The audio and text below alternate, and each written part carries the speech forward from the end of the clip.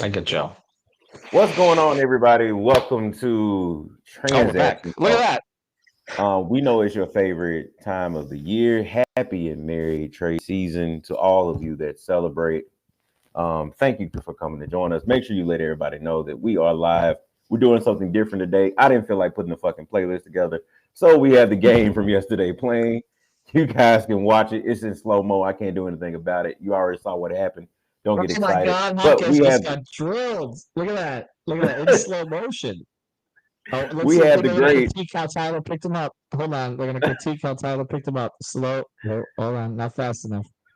What was Tyler's efficiency picking him up off the floor? People here, were they here for our guest discussion? I wasn't even aware of that. You said what? I mean, were they here for our guest discussion or no?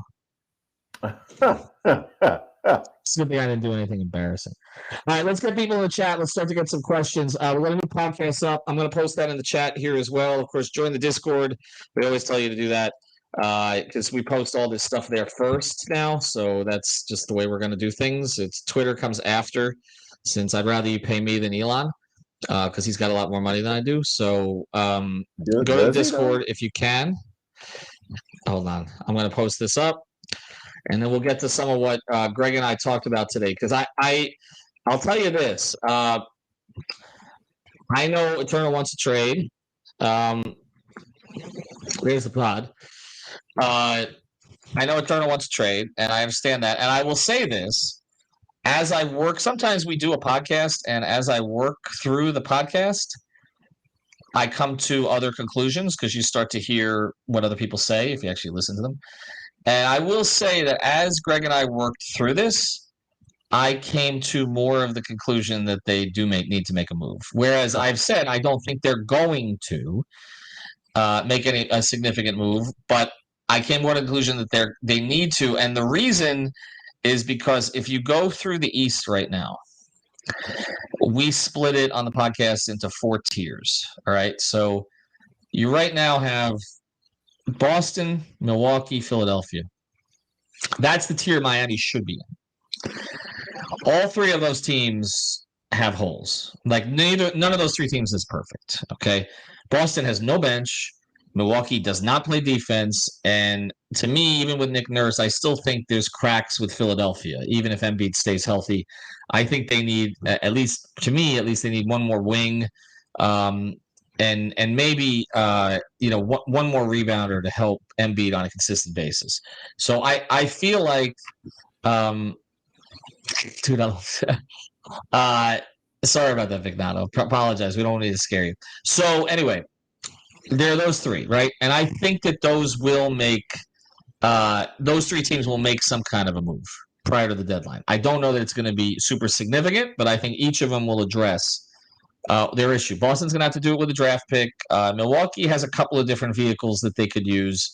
They got Jay Crowder back, but they still need more on defense, especially in that backcourt. That backcourt's awful defensively. And then, as I mentioned, I think Philadelphia has more levers to pull than the other 2. Then you have Miami, Orlando, Cleveland, New York, and I'm missing one. All of those teams are in exactly the same bracket right now. In fact, they're separated by half a game, right? So Miami right now is right on the front end of it. On the Pacers, I'm sorry. So those 5 teams are right there right now.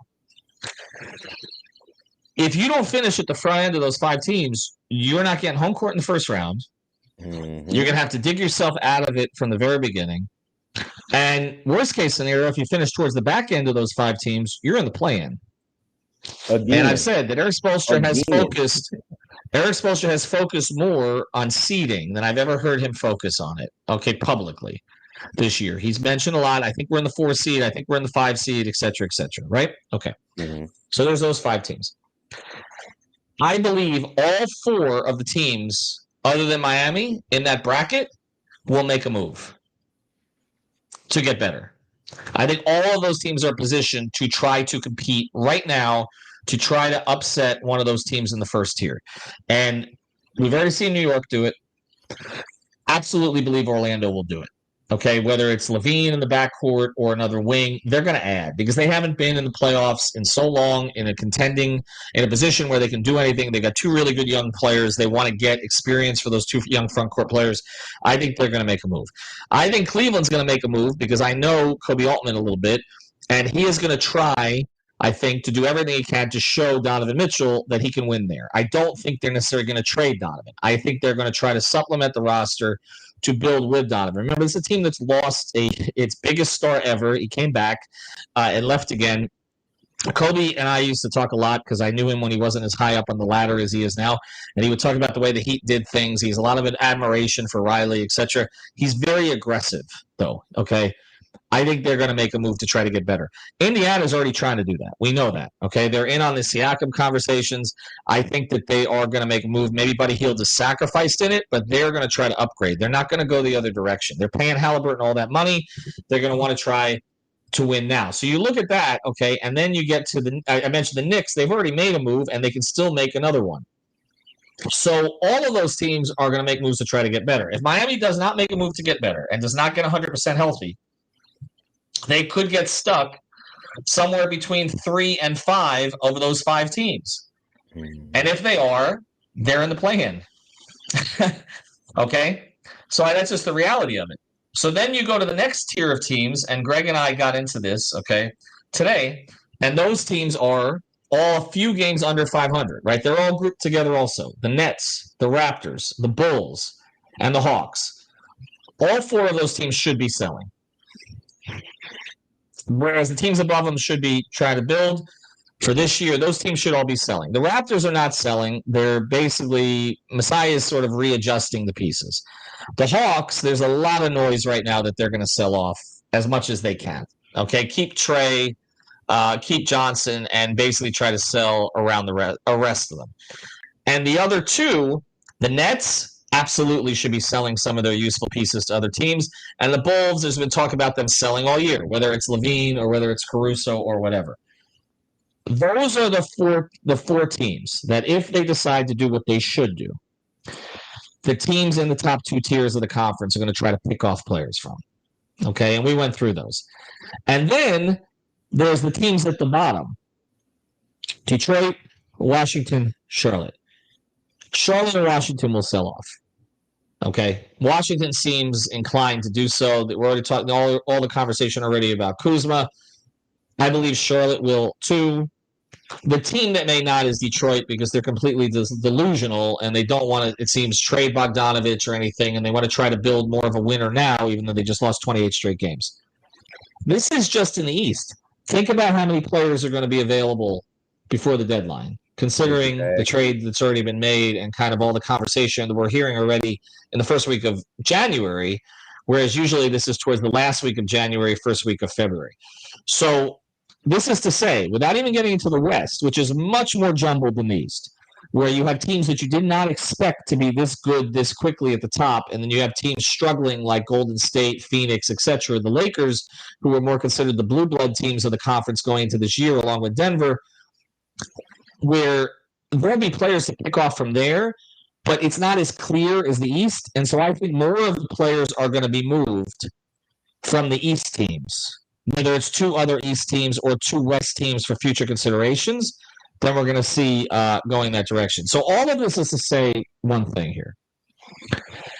If Miami is standing pat, okay, and I believe that's their inclination, right? If they're standing pat, and they don't make a significant move, they better get healthy. Like, they better get 100% healthy. And I know you're shaking your head at this, Turtle, because I know both of us don't believe it. But even when I saw, and you know, people know I have a relationship with Bernie Lee, as does most of the local media. You know, Greg communicated with Bernie last night, then I saw Ira quoted Bernie directly today. And Bernie talked about how the Jimmy injury is not serious, and they didn't get bad results on it. But then Bernie also said something that he has said to me on the side at times, which is that, you know, Jimmy's had a lot of long playoff runs lately and hasn't had a lot of time to prepare for the next season. And to me, there's a little bit of conditioning to that, okay? Where I don't think we can anticipate Jimmy being fully healthy the rest of this regular season. And I'm not 100% confident and Alex and I got into this on a podcast, that he's going to be able to ramp up the way he has in past years. They're trying to be careful with it, but I mean, already this season, the ankle, the knee, the toe, what's next, right? When he's missed games in previous seasons, a lot of it has been for personal reasons, etc. Okay? So I don't know that you can count on Jimmy to raise his level again to that point or to even be fully healthy when it matters.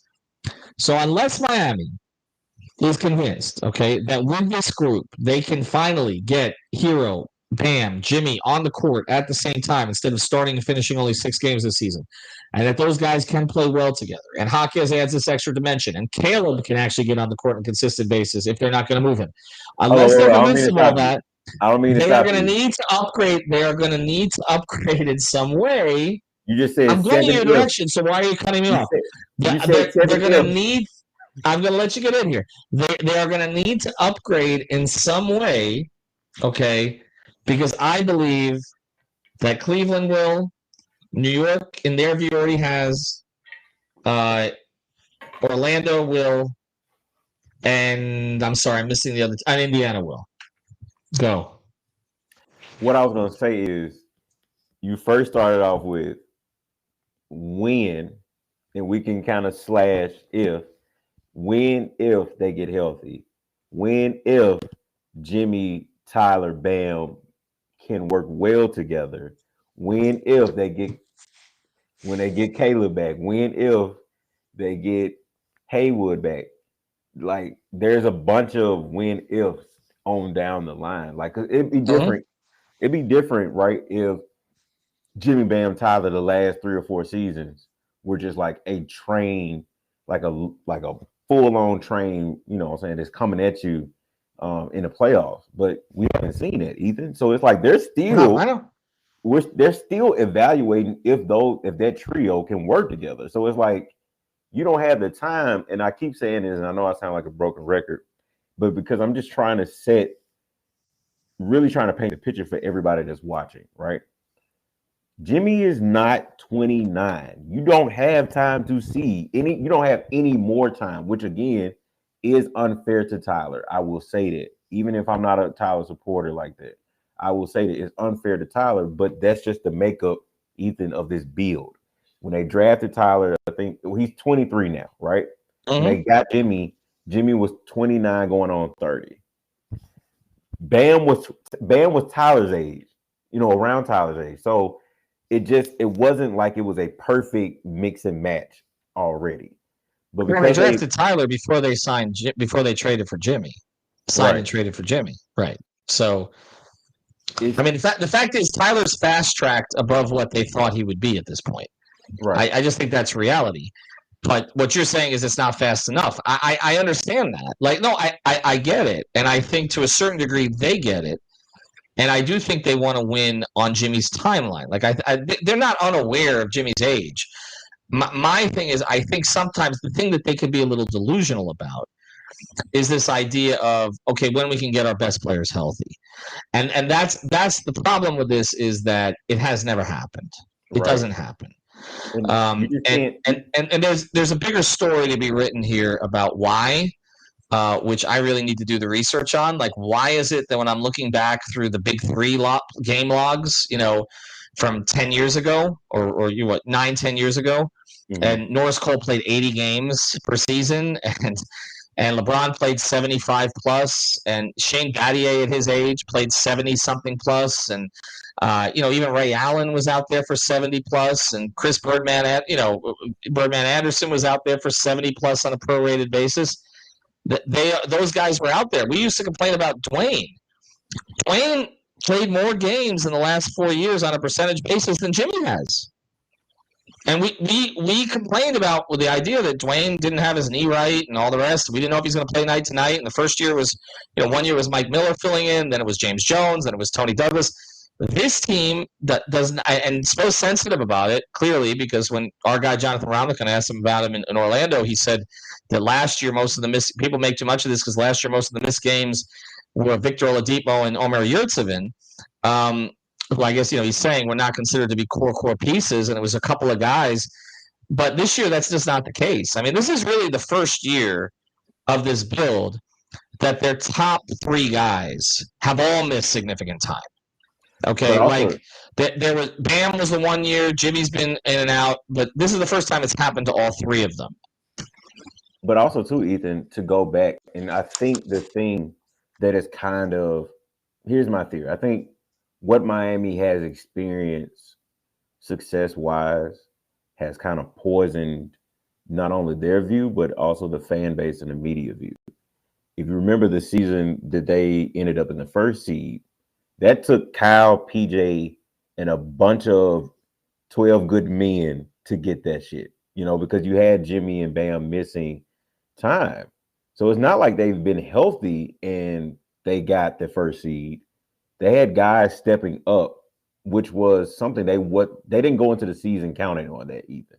So it's not like, Right. we counted on, Gabe Vincent and Max Strus and Caleb Martin that we didn't know anything about popping for us, or Kyle Guy and Omir Yosefin serving time with Bam was out for like 13, 14 games. That's not shit that you can bank on.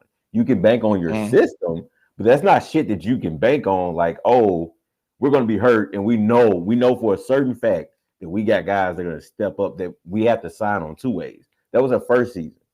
That was the season that they got first. Last year they had one of the worst seasons in franchise history. Then they lost the first Hawks play-in game. They was on the verge of losing. Well, that wasn't one of the worst seasons in franchise history. It was a frustrating season. It was. I mean, come on. That's that. I was there for 15 and 67. You're not going to tell me last year was one of the worst seasons in franchise history. It was frustrating. I will say. I'll give you that. All right, Ethan. They lost on UD night. They blew. They lost on a lot of nights, but they ultimately did at least get into the play-in. I was there for 15 and 67. I'm just saying it wasn't. Okay. They were all right. Okay. All right. But they played terrible all fucking season, considering what they was coming off of. But they also dealt with injuries last season.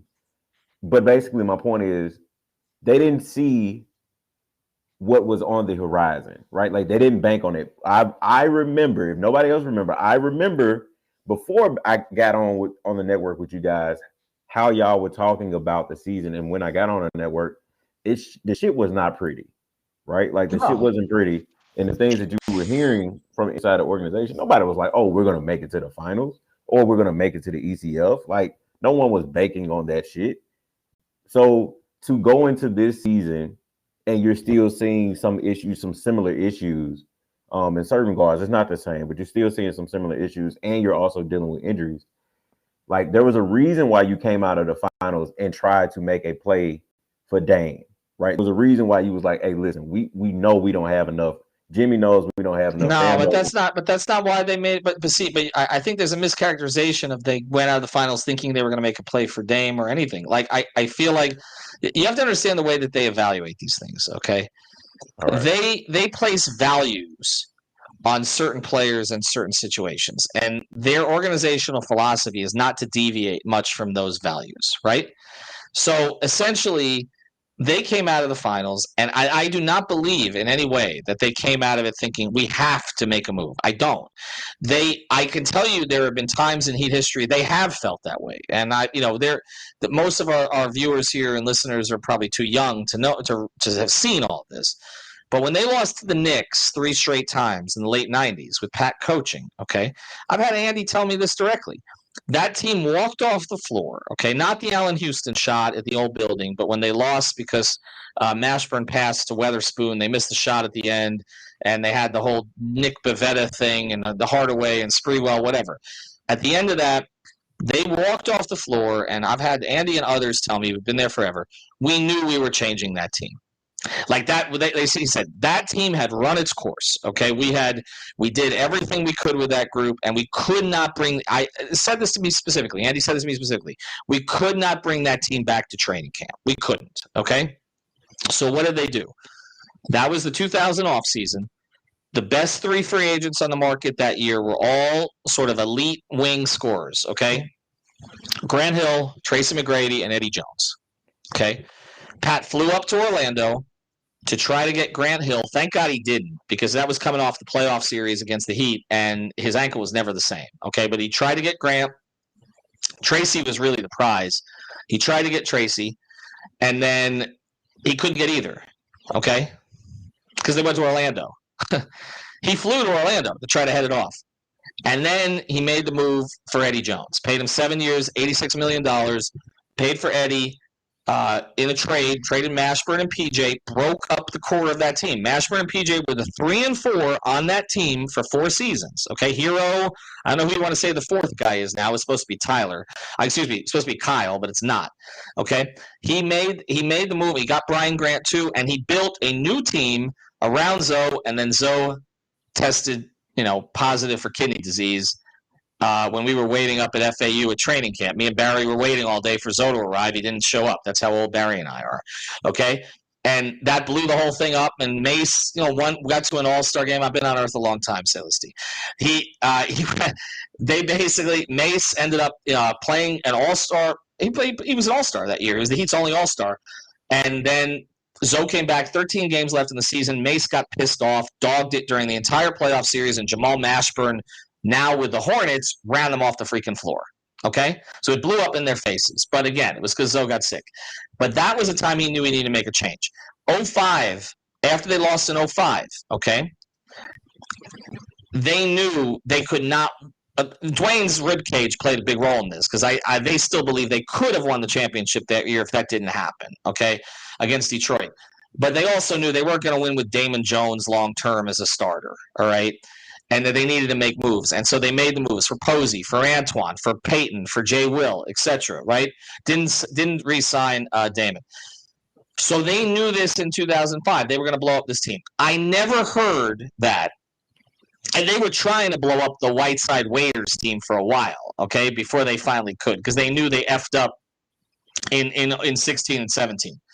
I never heard that this past offseason. I never heard the kind of things I heard back then, or I heard from, and in fact, when I talked to people in the organization, they said this is not like them. We think we can win with this group. Okay, we think, and they believed too, and the way it was put to me was Jaquez. First thing, they didn't know Jaquez would be this, but they had very high hopes for him. They believed that Duncan could replace, if gotten his confidence back, that he could replace Strus's productivity at that spot. You know what? They were right. He's done better than Strus did, right? They believed that Jay Rich could give them what Gabe gave them. Maybe a little different. Has that been right? Not really, right? I mean, Jay Rich has gotten off to, up and down start to the season for a variety of reasons. Okay, maybe he's just not the same player that he was. But they believe that. They believe Jaquez could contribute right away. They've been right about that, okay? So they've been right about some of these things in putting this team together. And Spo at FAU said, we believe that this team is better than last year's team, that this team is deeper than last year's team. And most of the people, I look back at the comments of that, scoffed at that. I think most people would agree with him now. This team is deeper. The problem with this team is they can't get their 3 top players on the floor at the same time. And like you said, they don't even know if it'll work when they're all together, because as Tyler's game grows, it doesn't seem to fit with Jimmy's game particularly well. That's the issue here. And where I agree with you is that counting on that to ever happen at this point, I think may be foolish. That's where I'm with you. Okay. That's all my point is. And also too, Ethan, just to kind of piggyback that is, like, you have divine fucking timing right now with that new CBA on the way, and the fact that all the teams are like, it's open market. We're willing to do business. It doesn't fucking matter. Like it's not like it's just 4 or 5 teams, Ethan. Like you just said, you just named 4 or 5 teams in the East by themselves. When you include the West, like it's a wild. So it's like Miami. I don't know what they're gonna do out West, because I don't know who thinks they're contending or not. Right? Like I don't. Right. And so the thing is, Ethan, and I'll let you continue. It's a good thing that they didn't make them. Like, I know they tried to get Dame, it didn't work out. That would have been like the main thing that they could do. They tried to get They Drew. discussed getting Dame. It never got far enough to say, because the other side would not communicate. Right. It never got far enough to say they tried to get Dame. They would have tried to get Dame if they'd been given the opportunity. Like, I would try to ask Jessica Alba out if I was given the opportunity. That opportunity did not present itself when she walked into a bar that I was in with Jason Jackson in New York last year.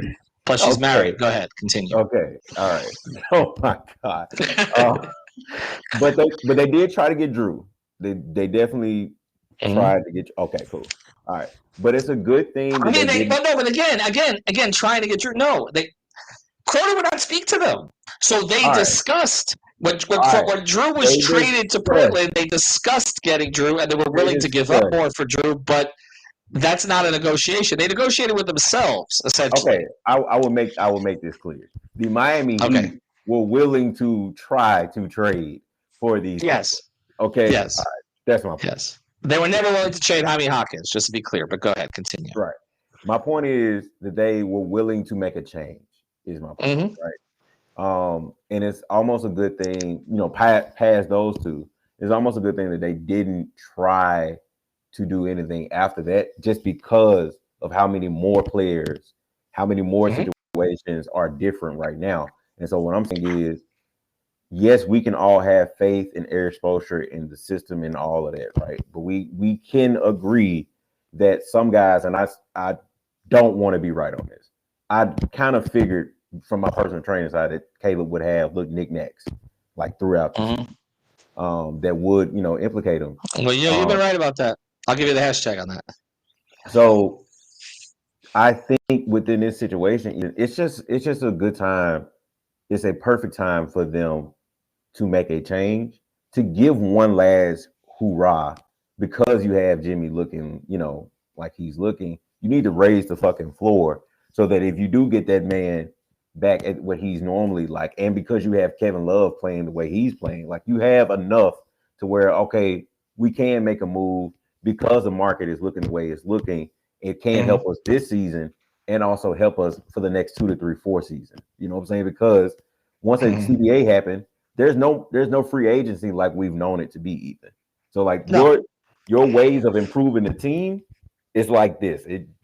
How? Well, free agency was already dying before this. I mean, but it's going to kill it even more. But it has been dying, and Pat made this point 3 or 4 years ago, and I'll get to some of the questions here in a second. Pat made this point 3 or 4 years ago that you had to go get the guy a year early now. That what they did because players all ask out. They all make their decision a year before. So, and nobody's hoarding cap space anymore. They're all over the cap. Majority of teams are over the cap.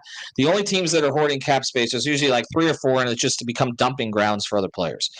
So you need a guy to so-called ask out, and that's why people are pissed off about the Dame thing. And again, I'm not blaming them for that, because I don't know how you negotiate with somebody who doesn't want to negotiate with you.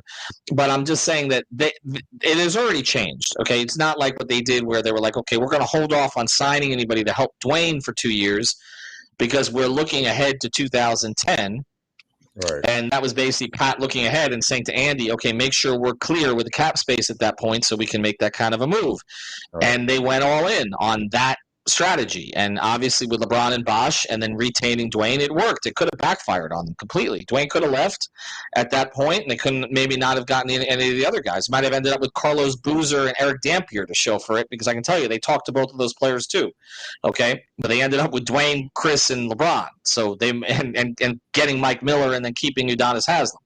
So that worked out for them, but that strategy is not viable anymore, and they know that. They're aware of that. Like it's not like they're stuck. This idea that they're stuck in the past. No, they know the landscape has changed, but sometimes do they get caught up trying to make the perfect move, so they don't make any moves? Sometimes do they maybe assign a value to a player or a situation, and so nothing ends up happening? That's a fair critique. That's a fair critique, okay? I don't think it's a fair critique to get on them about the Dame thing, when even if they had sent the entire franchise to them other than Bam, I'm not sure that Cronin would have taken it. But it is a fair critique to say that sometimes, perfect can be the enemy of good, right? And that's one of the points that Greg and I have made, and we did today on the podcast too, is that maybe you don't make the big splash move, but you make a move somewhat similar to what they did in 2020, in the COVID season, which was, they somehow, it's miraculous if you look at that deal now. They unloaded 2 contracts they didn't want, plus Justice, who basically was persona non grata with the organization at that point because he wouldn't play through the injury and kept saying it was worse than they thought it was. And they ended up getting Crowder, who was really the target, by the way, for them, Iguodala, and Solomon Hill. That's the kind of move that I think Greg and I are talking about. And when you look at those moves, you're like, okay, is it Tyus Jones from one team? And why does it always have to be, when we talk about this, why does it always have to be you make a trade with one team? I think the Heat can get in on multiple trades and maybe be the 3rd team or the 4th team, and nobody is better at executing those deals than Andy is. So to me, I think that's where this ultimately goes, and that's what I'm coming around to. Throw the first-round picks out. I'm with you on that. Make the move if you have to, and add some pieces here that are going to supplement them in areas where we know that they're weaker. Point of attack defense would be absolutely number 1 for me. Like that's where this starts. And so that's why I've come on the train to saying you do need to make a move or a series of moves, but not Donovan. It's not going to be Donovan Mitchell this season, guys. I think Cleveland's going to hold him. I really do. Anyway, go ahead and turn off. So what I was going to say, Ethan, is you're right, the 2020 move, right? But because of no other reason, because of right fucking now, because of the landscape of the league, you can do a 2020 and a 2015 or a 2021 together. You get what I'm saying? So like how they got Goran, and so say you combine those 2 things together. So you get a Goran and a Jay Crowder, Andre Iguodala, and Solomon Hill, and that's only because of all the players that are going to be available right now. You know what I'm saying? So it's like you have these unique situation where you can make multiple trades. Like a prime example, I hate to keep bringing them up, is what the Lakers did last year.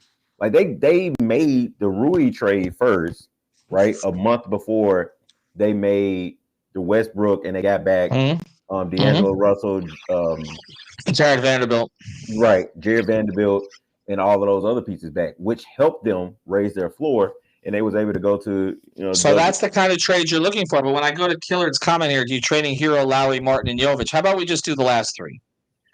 Like this is the thing. See, to me, if you're going to trade Tyler, okay, it's only for a Mitchell type, and that's what the Heat have been trying to tell everybody. They're not shopping Tyler Hero. They never have been. They get asked about him all the time. Why do they get asked about him all the time? Because the other teams always ask about the 3rd guy. And that's how it's always been. And I know for a fact, okay, that they had offers of multiple first-round picks, yes, protected, from at least 2 different teams. So there is interest in Tyler around the league. It just wasn't from Portland. That's it. Okay? But here's my thing. I think Lowry, Martin, Jovic, first-round pick swaps does get you in the ballpark for useful players. Okay? And to me, if you're going to trade Tyler, not just his future, not just the fact that he's 23, not just the fact that I know he's been inefficient of late, okay? But I'm saying not just the fact that he's a 22-5-5 guy, okay? If you're going to trade Tyler, you better get a 2-guard who's considerably better than him, okay? Or a player who is of the ilk that we've talked about with with the guys they've gone in with him for before, which basically Dame and Durant are the 2 that have been in there. And it's not a long list, as Timbo says. And so to me, you don't just trade Tyler to reshuffle the deck. You trade Lowry, Martin, Jovic first pick swaps to reshuffle the deck. That's what you do. Ethan, what if you get 2 guys that are at similar level to Tyler that fit the team better, like that makes the team fit? You know who fits the team really well? Duncan Robinson, right? Okay. So what you're saying, I'll follow you down this road a little bit, okay? So let's say that you're going to go get a guy who's not at, say, Tyler's position, not a scoring 2, right? Okay, so not a one of these tweener types. I saw a piece about all the tweener types in the league right now. We know who they all are, right? Like Tyler's been classified with some of these guys. These 2 guards are kind of play on and off the ball, etc. Right? Okay. Right. So let's say that okay, you don't make it a priority to upgrade there. That you're not looking for the Beal type, the Mitchell type, etc. and you're trying to find another piece. What is the piece that you're looking for? So let me just throw this at you. Is it a DeJounte Murray? Are you saying that DeJounte Murray, like, would you swap out can Duncan be your starting two with DeJounte Murray at the one? Is that the direction that you'd rather go? Does that backcourt fit Jimmy and Bam better? Yes. So what I was going to say is, specifically, since you brought his name up, I was going to bring some else up. If Atlanta is selling off, what if you can get DeJounte and Bogdan? So now you have Duncan and Bogdan to replace Tyler. You know what I'm saying? So it's like you don't lose anything and you gain something. So I'm not trying to, for anybody that hears me talk about Tyler or improvement of the team, I'm not trying to trade Tyler for like bums. Not at all, right? If you can get guys that raise the floor and it mesh well with Jimmy and Bam and the rest of the team, like if your team itself, Ethan, is strong as shit, and you can get those type of superstar performances from Jimmy and Bam, it makes you that much harder to beat. If you have guys that can fill so many different holes that you need, if that makes sense. Okay, and I'll keep following you down the road because I think it's a legitimate argument. But so let's say you're doing that. You're giving up Tyler's future. Okay, by the way, Tyler's not on a bad contract. All right, so let's stop that. We can argue whether it's a great contract or not, but it's not a bad contract with where the CBA is going. It's not. It reminds me of the conversation that everybody had about Bosch when he re-signed that big deal with the Heat, and 2 years later that contract, if he had just stayed healthy, obviously we know that there was a health issue beyond something that happened on the court, that would have been a great contract going forward. Right. Okay, and everybody criticized that contract when it was signed, and for that matter, everybody was over the Duncan contract, and right now the Duncan's, I think, exceeded his money this year based on where he fits in the team's cap. Okay? Absolutely. Okay, so what I'm saying is that the Tyler contract is not the problem. Okay, the Tyler fit is what you're talking about. But let me ask you about this going forward. The Heat's view of this is that unless they get blown away, all right, with somebody who is like a Dame type, who I told you, they even had concerns about Dame, some of which have actually played out in Milwaukee, but I'm not going to make an argument that Dame Lillard's not a better player than Tyler Hero. So trust me, don't aggregate that, okay? But what I'm saying is, like, they view it as, the way that it's been presented to me and now the way I kind of interpret it, they view their present as, again, it's a bridge timeline, okay? So it's Jimmy, and you're trying to win with him now because he's earned that right, okay? He's got to get on the floor, obviously, okay? But he's earned that right, that you should try to win for him now. He resurrected you. He got you out of the Whiteside dark ages, okay, right? Like, that's basically what it is, right? Almost got you to 3 finals. All right, I'm not arguing, okay? I'm a Jimmy fan, but I'm saying you have Jimmy and Bam and Tyler, because they're young veterans at 23 and 26, because of the minutes they've logged, okay? And because of Bam's playoff experience, you wish Tyler had more of it, but whatever. They are your bridge, right? Right. And on the other side of that bridge is Jaquez and potentially Jovic. But also, too, Ethan, to throw that. Hold on. I want to throw this in. Let me finish the thought, okay? If they were to say to you, well, we're not going to make a panic move now and trade future assets because we think we have something set up here for the future where we're going to be consistently competitive and contending with the team that we can add to. We've got Bam, we've got Tyler, we've got Jaquez on a rookie contract, and we've got a guy in Jovic that we think, if we can find the right spot for him, can help fill out a starting 5 for us, okay? And then we make a decision on Jimmy, on how much we're going to extend him for and what his role is going to be as he takes a step back. And they're like, we're not going to sacrifice anything because we like that group. Like, we feel it's not just about the group now, but we like what this group is going to look like in 2 or 3 years as they grow together, and we'll add other pieces to it. You're a huge Jovic fan, right? Right. You realize he's going to have to be sacrificed if they're going to make a move right now, right? Like, we can argue about Tyler. We can have a conversation about whether they move Duncan here as his contract is moving up. Jovic is going to be moved if they make a move here. Because they're not trading Jaquez. We know that, right? And other teams are going to demand some kind of a young asset. Caleb's in the last year of his deal. He's only useful right now to teams who are either are pretty close to winning, and he has that Eastern Conference Finals experience, obviously. Okay, and they need a wing. I think a team like OKC could benefit from him. I think honestly, I think Phoenix could use him. There are some other teams in the West that I think could absolutely use him. Mm-hmm. But most teams, unless they're going to re-sign him, he doesn't have high value, right? Right. Mm-hmm. Duncan is another one. You're going to have to re-sign him, okay, if you're going to make a decision. Jovic is, again, on a rookie contract. He's going to be included. Are you comfortable making a small upgrade, or a small to medium-size upgrade? I'm just playing devil's advocate, because I would, by the way, okay? But are you comfortable sacrificing Jovic's future with you for that? So what I was going to say to you, what I was trying to interject was, or really just kind of give you something else to go along with what you were saying. Because they have Jaquez, and I think really they found, surprisingly, Ethan, their shooting guard or small forward of the future in Jaime. And obviously, him coming in and being able to pop the way he has this season on his first year of his rookie contract, I think gives you the ability, because you have Jaquez and Duncan, it gives you the ability, like, okay, well, we don't want to give up on Tyler, but we haven't really had a chance to see if this. No. But we're not talking about Tyler here. I'm asking you about Jovic. I'm about to get to it.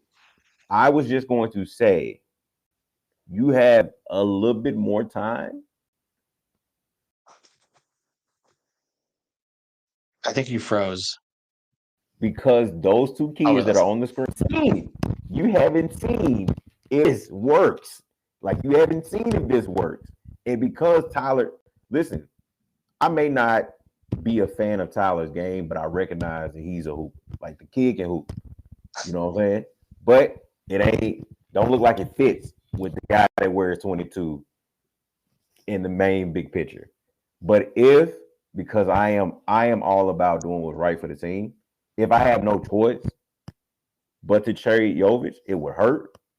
I would do it. But I'm not overpaying for not a soul. Like, if I don't know for certain, right? Like, based off of what they've done in another system, or based off of what we can see as far as physical tools and high IQ, that you can boost that player or players, then no, I don't.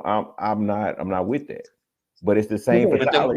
But again, all the moves we're talking about are going to probably require that. Like, that's what I'm saying. Like, because I'm just telling you, they're not going to trade Tyler for something that's a lateral move but a better fit. They're not going to do it. They're not going to give up on his potential for that. I'm going to shut that down right now, because I know there's a lot of that in the comments.